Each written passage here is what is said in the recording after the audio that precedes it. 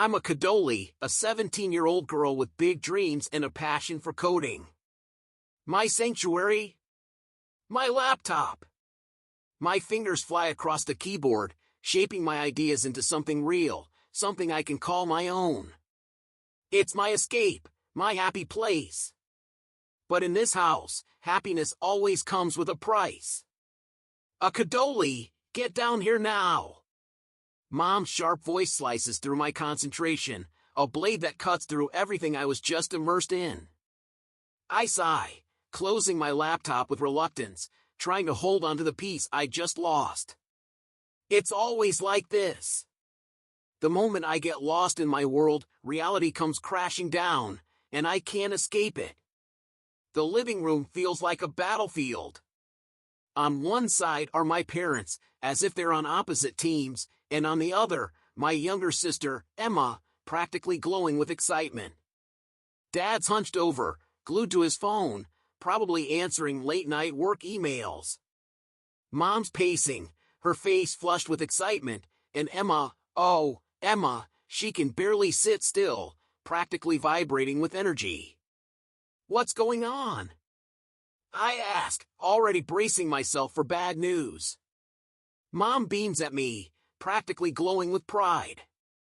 Your sister just got accepted into that prestigious summer art program in Paris. Isn't that wonderful? I try to smile, but it feels like a mask. Inside, something bitter rises up, choking me. Yeah, great. The words feel like a lie in my mouth, but it's not her fault. It's just hard to feel thrilled when everything she does is treated like she's discovered the cure for cancer. Like she's solved world hunger. Mom's voice, full of excitement, cuts through my thoughts. We need to start planning right away.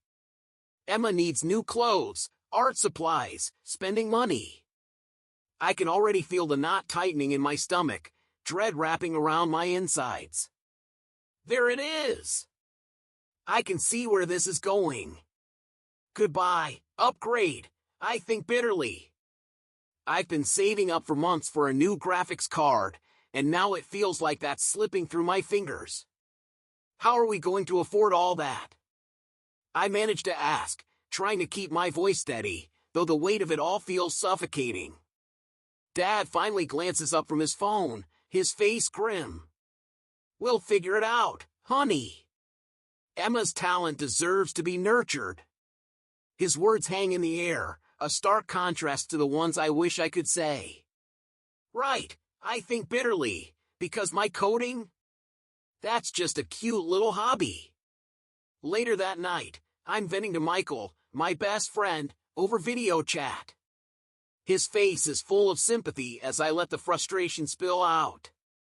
It's like I don't even exist sometimes. I complain, my voice tinged with the bitterness I can't seem to shake. Everything's always about Emma. That sucks, Michael says, nodding. But hey, at least you've got that job at Chin Electronics, right? You're making your own money. I nod, grateful for the reminder. Yeah, Mr. Chen's been awesome. He lets me work on my coding during the slow hours. Just then, my phone buzzes. It's a text from Aunt Jessica. Hey kiddo, heard about Emma's news. How are you holding up? A small spark of comfort flickers inside me. At least someone in my family gets it. I begin typing a reply, but then I hear my parents' voices downstairs, low but tense. We can't keep spending like this, Linda. Dad's voice is firm, almost desperate. The credit cards are maxed out, and I'm barely keeping up with the mortgage. We'll find a way, Mom insists, but her voice lacks the conviction she usually has. We always do. Emma needs this opportunity. I creep to the top of the stairs, my heart pounding with curiosity, as the pieces begin to fall into place. If money's that tight, how are they going to send Emma to Paris? Something doesn't add up, and I have a bad feeling I'm about to find out just how far they're willing to go for her. The next morning, I wake up with a sinking feeling, a sense of dread weighing me down. I stretch and reach for my laptop, my lifeline, but it's not there. Panic surges through me as I scan the room. My gaming console's gone too. What the hell? I rush downstairs, my heart racing.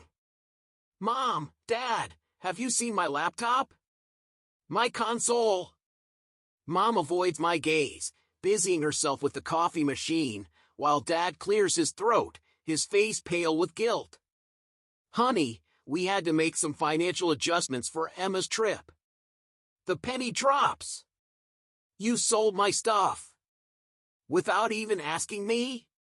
My voice trembles, the realization hitting me like a punch to the gut. It wasn't just a bad decision. It was a betrayal. It was necessary, Mom replies coldly, not even bothering to look at me. Emma's future is at stake. What about my future? I shout, anger surging through me, a fiery tide I can't hold back. I need that laptop for my programming. Don't be so dramatic, Mom scoffs, brushing me off. You can use the family computer. I stare at her in disbelief. The family computer? That ancient thing could barely run Minesweeper, let alone any of the complex programs I need for coding. Dad steps in, his voice calm but firm. We're doing what's best for the family, a cannoli.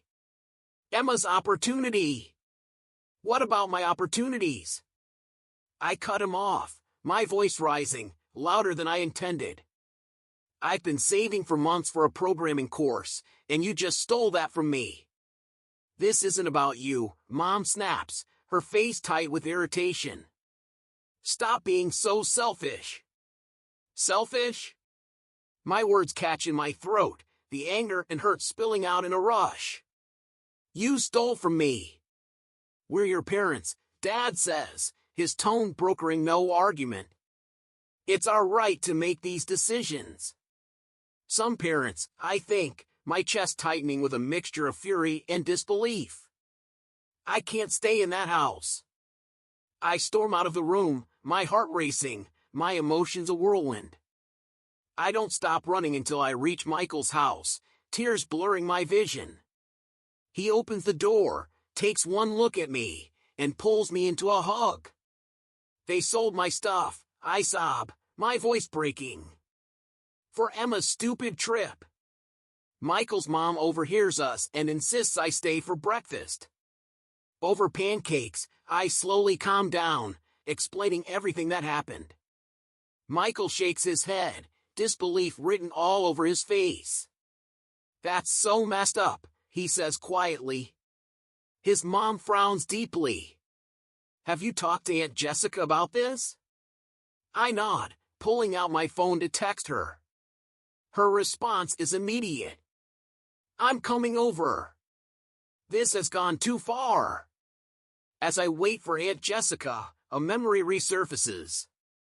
Last week, I overheard my parents arguing about money. Dad had mentioned maxed out credit cards and struggling with mortgage payments. At the time, it hadn't made sense. We weren't rich, but we weren't poor either. Now, it all clicked.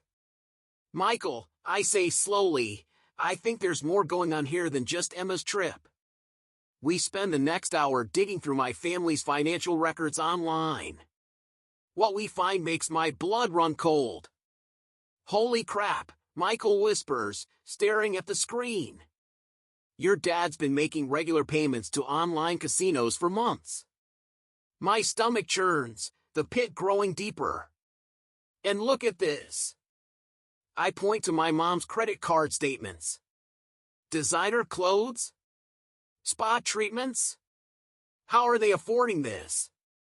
Just then, Aunt Jessica arrives. I show her everything we've uncovered, my fingers trembling as I swipe through the documents. She pulls me into a tight hug. Oh, sweetie, she murmurs, her voice thick with sympathy. I'm so sorry. This is worse than I thought. As we talk, I feel the weight of everything closing in. My world, the one I thought I knew, is unraveling before my eyes. And the truth? It's far more complicated than I could have imagined. The weight of the realization hit me like a thunderclap. Wait a minute, something wasn't right. I pulled up Emma's school portal, fingers trembling, my heart pounding. If she had really been accepted into that prestigious art program, her grades must be extraordinary, right? But as I scrolled through the screen, the truth crashed down on me. Emma wasn't even passing most of her classes. She had lied. I whispered it to myself, barely able to stomach the words. The betrayal cut through me like a knife. Everything, her grades, her so-called art, and the way Mom and Dad just believed her, was all one big lie. Aunt Jessica's expression hardened, her eyes narrowing with resolve. "This ends now," she declared, her voice sharp and final. Without a second's hesitation, she reached for her phone. "I'm calling a family meeting." As the phone rang, a wave of dread washed over me. But there was something else, too. A quiet determination. My family had lied to me, stolen from me, and broken my trust. But I wasn't going to let them keep getting away with it. I wasn't going to be their victim anymore. "It's time for some hard truths," I said, squaring my shoulders and steeling myself for the confrontation ahead. "And it's time I start looking out for myself." Little did I know, this was just the beginning. The storm that had been quietly gathering was about to break, and nothing in my life would ever be the same again. Then, the bombshell dropped. "Look at this," Michael said, his voice shaking with disbelief. He pulled up a website on his laptop. "The art program Emma got into, it's a scam. They're just after the tuition money." My stomach twisted, a cold dread settling over me. I had to confront Mom with this. I had no choice. But when I laid out the evidence, she dismissed it with an angry snap.